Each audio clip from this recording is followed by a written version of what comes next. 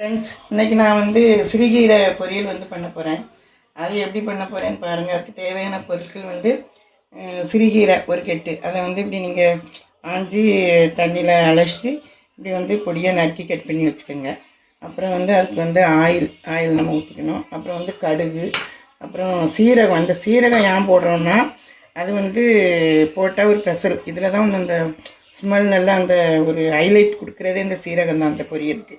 அப்புறம் வந்து கருவேப்பிலை, அப்புறம் தேவையான 2 காரத்துக்கு ஏற்ற மாதிரி நான் 2 பச்சை மிளகாய் எடுத்திருக்கேன். ஒரு ஆனியன் கட் பண்ணி வச்சுருக்கிறேன், பெரிய பல்லாரி. அப்புறம் தேவையானது கொஞ்சம் தேங்காய் துருவல்.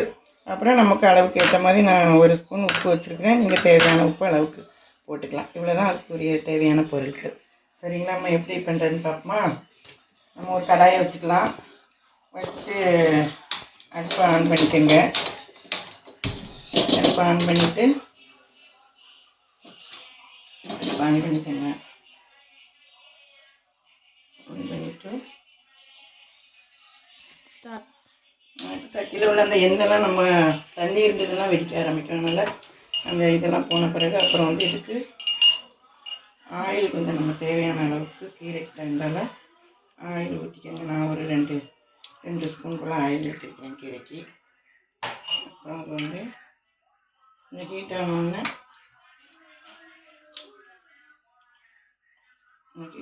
நம்ம வந்து கடுகு போட்டுக்கலாம். கடுகு அப்புறமா வந்து அந்த கடுகு வந்து வெடிக்கவும் நம்ம வந்து அந்த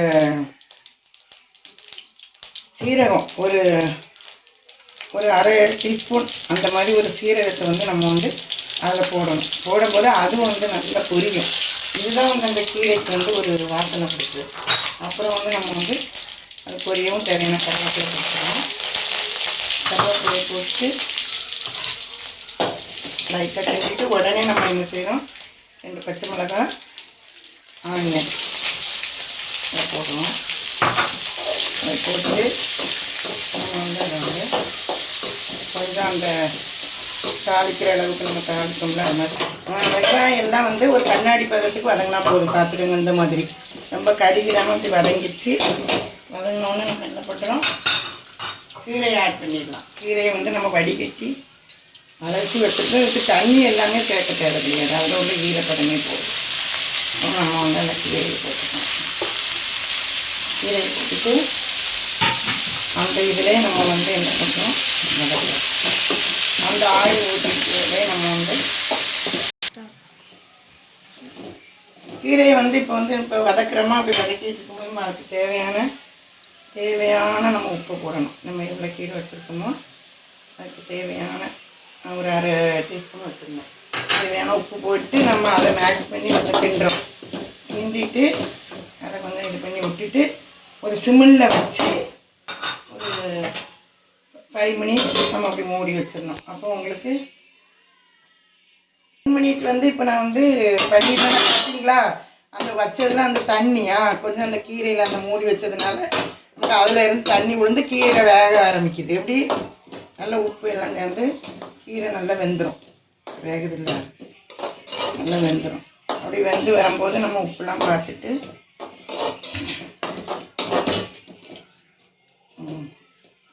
இன்னும் கொஞ்சம் நேரம் கீரை இப்படி நம்ம கிண்டி அது வேகிறது வரைக்கும் அந்த தண்ணியில், அந்த மூடி வச்ச தண்ணியில் கீரை வெந்துடும்.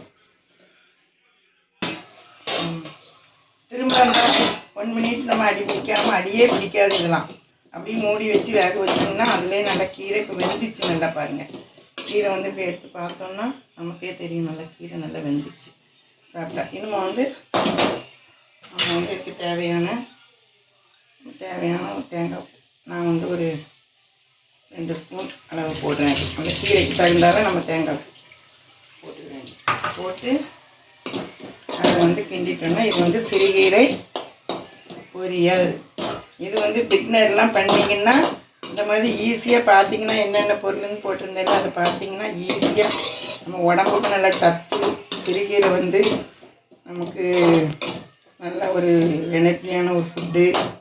சிறு பிள்ளைகளுக்கு வந்து நீங்கள் சாதத்தில் விரைகி ஒரு சாதம் மாதிரி கொடுத்து விட்டுடலாம், நல்லாயிருக்கும். இது வந்து நம்ம தயிர் சாதம், பருப்பு குழம்பு இந்த மாதிரி இதுகளுக்கெல்லாம் பண்ண நல்லா டேஸ்ட்டாக. அவ்வளோதான். கீரை ரெடி ஆயிடுச்சு. அவ்வளோதான். நம்ம ஸ்டவ்வை ஆஃப் பண்ணிடுவோம். Okay, bye. அதுக்கப்புறம் இப்போ நம்ம பண்ண கீரை ரெடி ஆகிட்டு பார்த்தீங்களா? கொஞ்சம் கூட நிறம் மாறலை, அப்படியே க்ரீனிஷாக இருக்குது.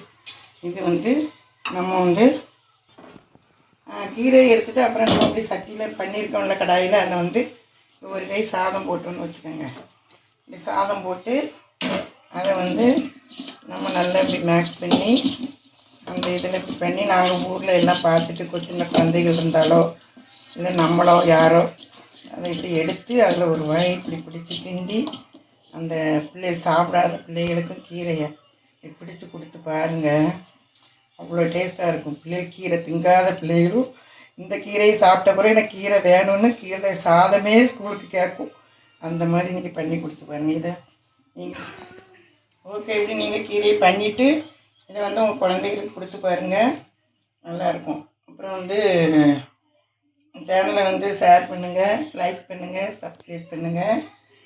இது உங்களுக்கு எப்படியும் இதை ஒரு தடையாவது பண்ணி பாருங்கள், பிடிக்கும் உங்களுக்கு.